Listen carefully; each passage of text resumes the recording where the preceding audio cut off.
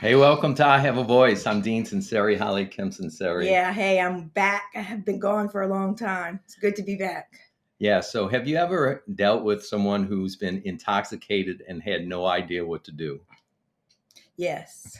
Have you been the intoxicated one of the Yes, I've been the intoxicated one many or times. dealing with one that's intoxicated? Yes. Look, alcoholism is a very serious problem, and Yes. many people deal with that. So today we're going to give you 5 strategies on how to set boundaries. Only 5. 5. Yeah, there's plenty No, more. I'm joking. 5 Five's strategies plenty. on how to set boundaries with someone who's either alcoholic or struggling with alcohol and that you're needing to deal with it. Let's look at rule number 1 and get into the rules of how to set boundaries with an alcoholic or someone that's abusing alcohol. Practice using boundary setting words such as no. Go ahead and say no. No, Say it again. no.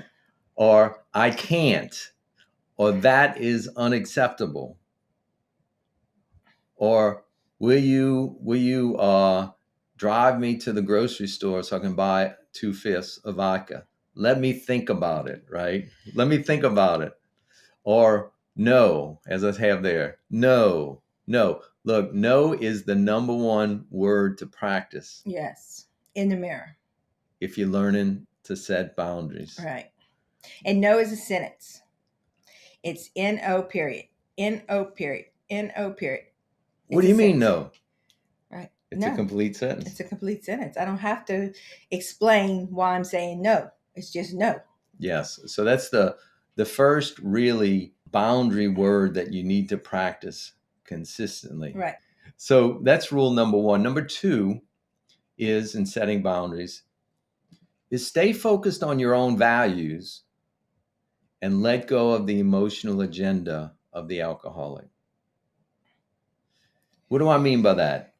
Stay focused on your own values and not on the emotional agenda of the alcoholic. Oftentimes, we describe that as codependency. When I lose myself, I lose my values, I lose all these things, and I give in to trying to satisfy the emotional agenda of the other person. You know, I can remember young girls as teenagers. No, I didn't really want to have sex with him. He was Right. drunk and I was scared to lose him. But even though I really didn't want to do that, I went ahead and did that so I don't lose my boyfriend.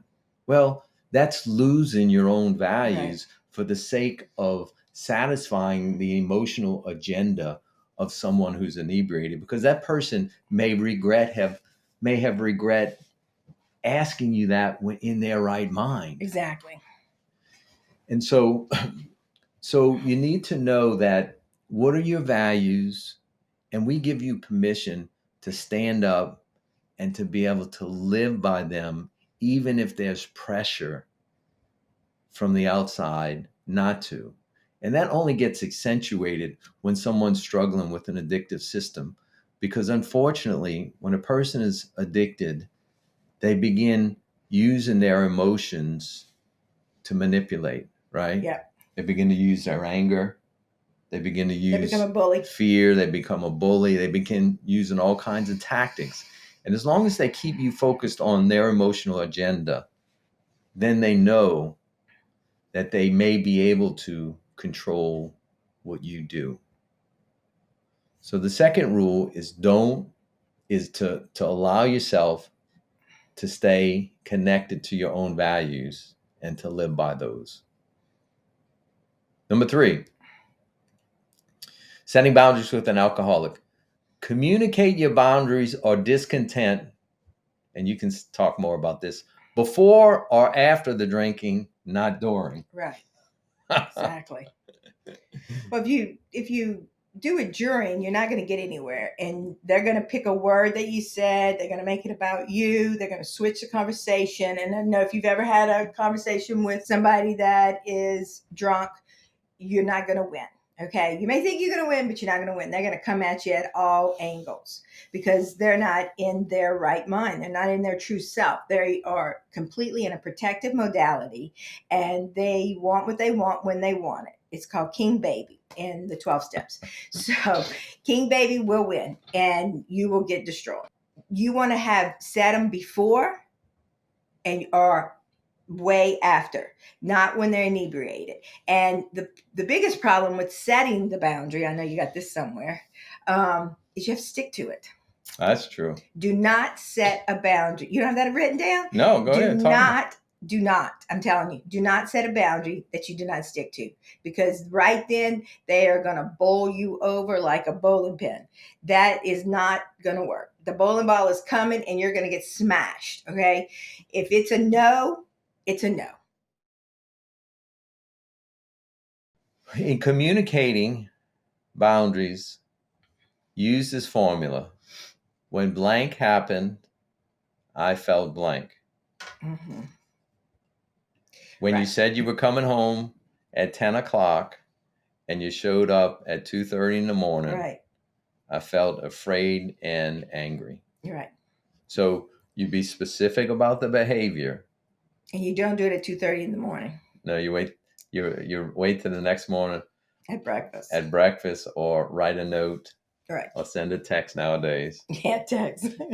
But communicate using what specifically happened and how it impacted your heart.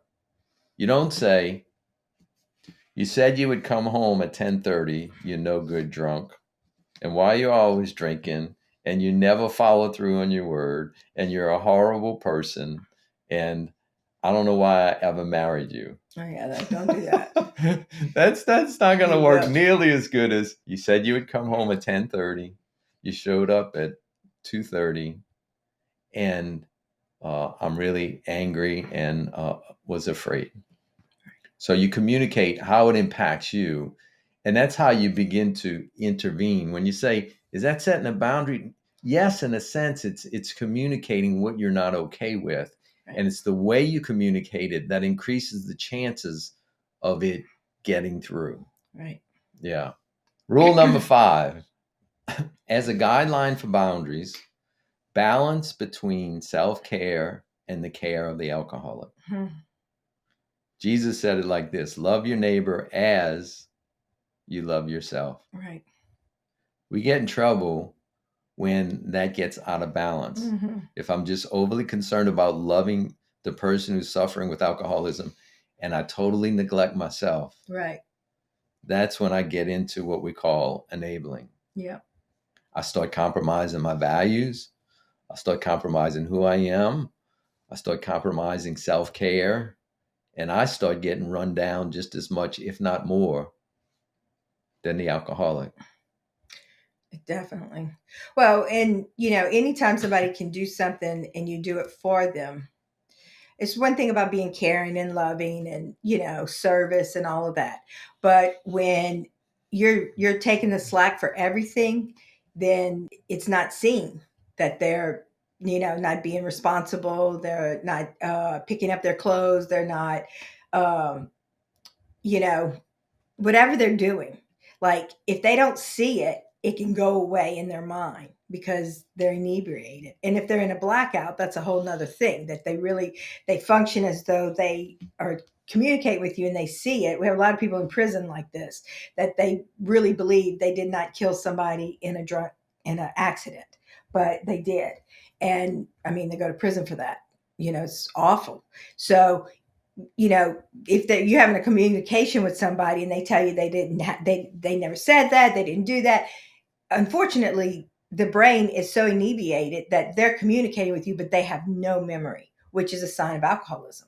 That's one sign. There's many, but so that's why you don't want to put yourself in that situation, because then all of that, whatever ugliness was been said, you remember. They don't remember, but you remember. Yeah. And it takes a lot to work through that and erase those memories. Yeah. Yeah. You can forgive, but it's hard to forget those things. So you don't want to put yourself in that situation. Yeah. And that, really brings us to the fact that there's a balance between self-love Yes. and loving the other person. That's right. And that I'm not saying just love yourself and do your own thing and forget about them. No, you have to be loving and care for the other person. I think when you're dealing with someone that is struggling, if you want them to get help more than they want to get help for themselves, then that's when we start to get in trouble. Of course, I want a loved one to get help, but I can't fight for them harder than they're fighting for themselves, because then I get into doing things for them that they actually really need to do for themselves. If you'd like to see the full teaching on how to set boundaries with an addict, click on the screen now and we'll see you on the next video.